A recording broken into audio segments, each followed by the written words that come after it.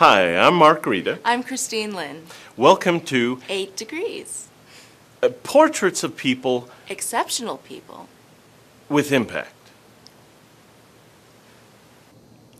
Our next portrait is of Bernarda Wong, the co-founder and president of CASL, Chinese American Service League. In addition to learning about CASL, we also are privileged to see a more intimate portrait of Bernie.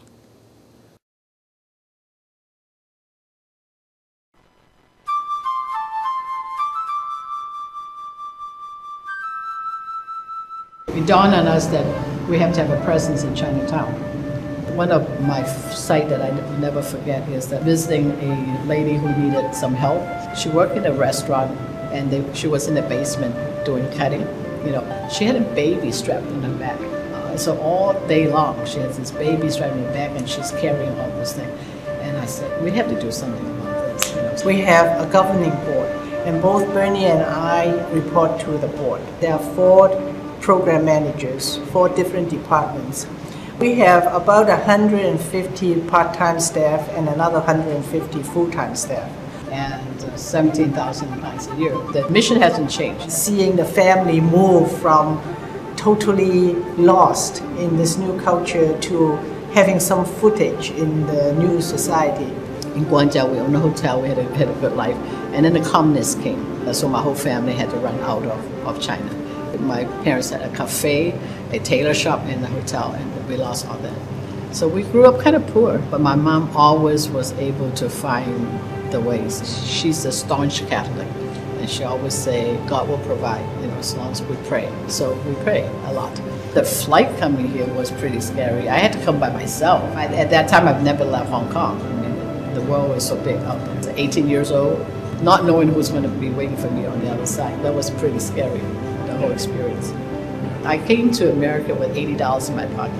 Well, at that time, $80, you could buy more than now. So ice cream was like 5 cents. But I remember initially just buying my gym clothes. It was like $25. So I started babysitting and bringing some money in. So I found myself a job, and I wasn't so scared about spending on the ice cream.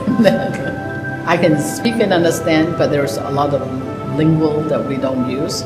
So when we first went to college, there are so many things people laugh. I don't know what they're laughing about. People are talking about being cold and they need long johns. Then somebody say, oh, my place, I need to go to the johns. And then they said, the sister is serving long johns. So I thought Americans were really weird. They use the same words for a lot of things. So that was my orientation to the American English.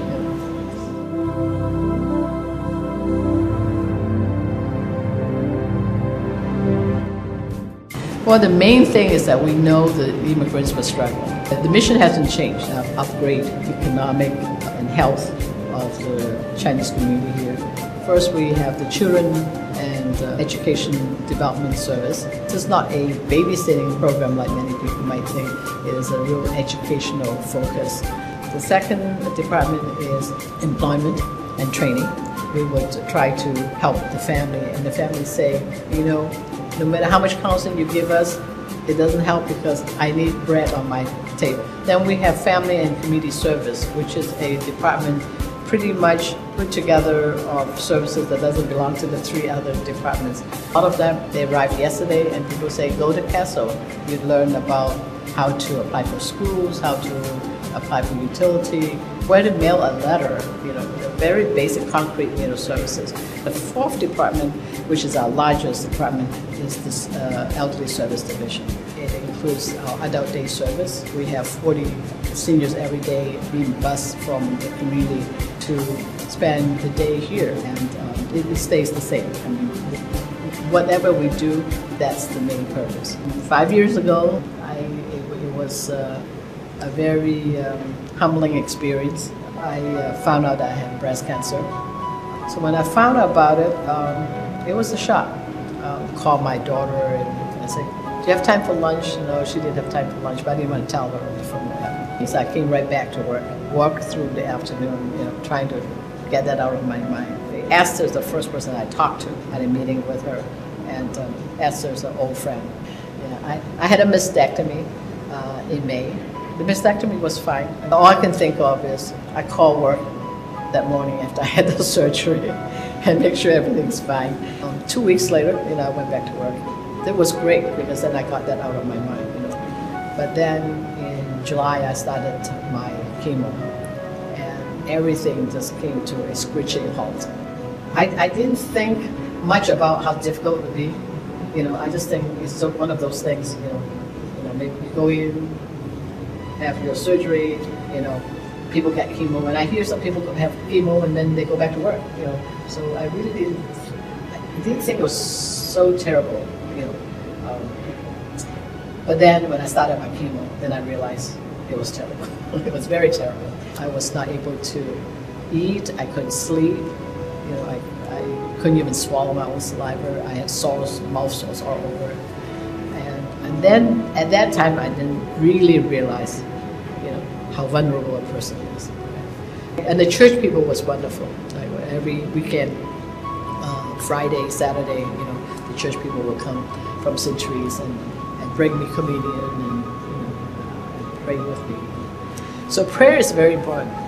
I really think I went through this because I had a staunch Catholic upbringing, and believing in prayer.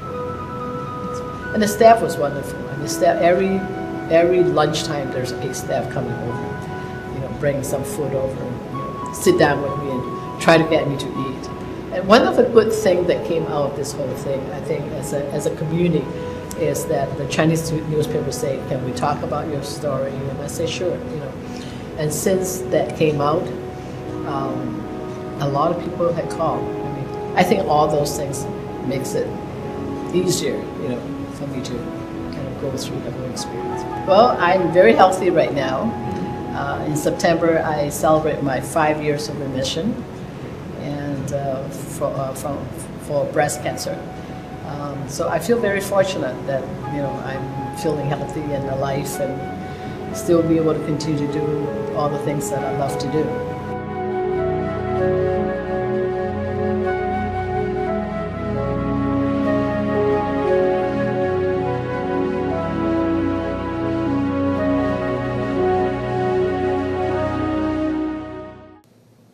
Bernie's story is especially touching in light of the thousands of people and families that her organization, the Chinese American Service League, helps every day.